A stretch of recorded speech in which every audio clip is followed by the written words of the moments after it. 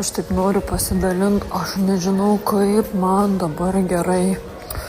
Aš jau vakar grįžau namo, net radiją nenorėjau jungti mašinoje. Tu prasme, su tokia šypsena, su tokia pilnatvė aš grįžau, su sesė pabuvau, tai aš taip išmokau atstumą laikytis, kaip sakėt, ir į akis nežiūrėt.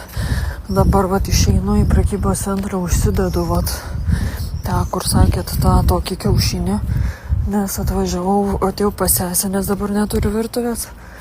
Tai lipau į liftą ir tokia mergina buvo lifte ir aš tik išlipau, praėjau gal 10 minučių, kai man pradėjo pilvas skaudėti. O Dieve, Justina, ta prasme, apsaugas.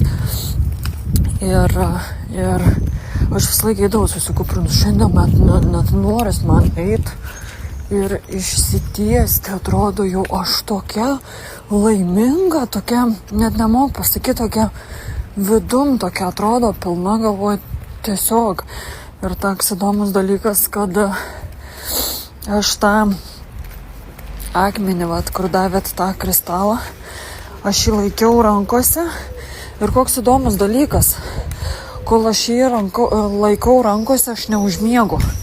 Visiškai, pirmą kartą visą laiką kažkaip greitai užmigdavau, šiąnakt visiškai beveik neužmigau, bet nebuvo jokių ten kažkokių minčių, ten kažkokių neigiamų dalykų ir kažkas ne, tiesiog tokia ramybė, tokia tyla.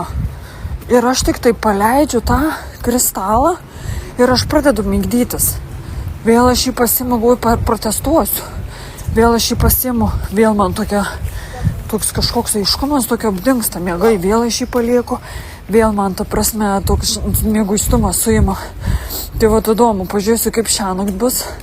Dabar aš jį šalia nešioju, dabar nusipirkau rašiklį raudoną, užsidėsiu tuos iksus ant pirštų ir išsipiešiu angelo ženklą. Galvoju, reikia namų darbus daryti, kaip sakėt. Tai labai dėkoju. Aš nemoku pasakyti. Aš senai bebuvau tokioj vidiniai ramybei. Tokiam to nerimo nebuvime, tokia atsikėliau ir galvoju, paukščiukai čiulba, į dangų žiūriu, toks man atrodo, kad pirmą kartą pasaulį matyčiau, tokiam kažkokiam visiškai kitokiam akim. Tiesiog labai dėkoju už tą būseną, kokią dabar turiu.